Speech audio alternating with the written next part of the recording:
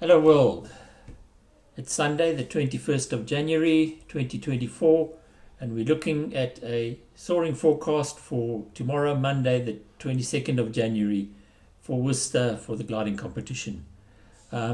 Starting things off a little bit differently, I'm looking at, this is actually a Norwegian forecast, and it shows that we're going to get some rain overnight, and they're predicting rain until mid-morning.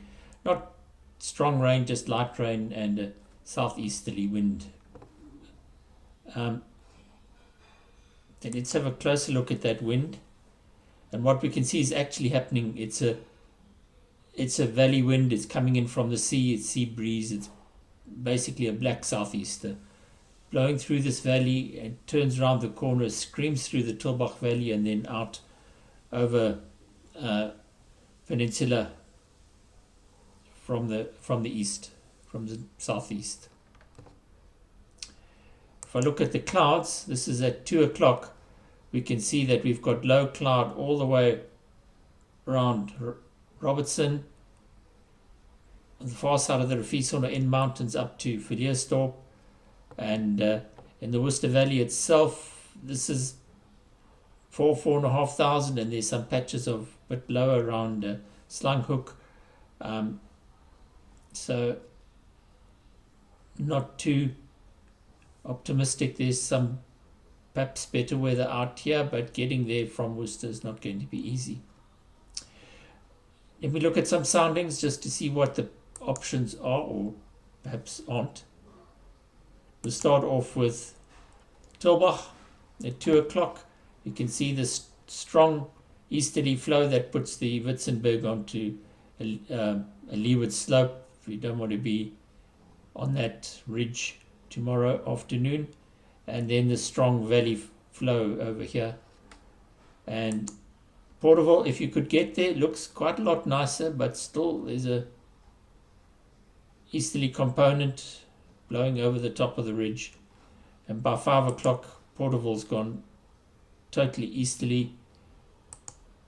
Tilbach is looking really quite sad, and this valley flow is quite spectacular. It's over 40 knots. And back to Worcester, also not all that easy.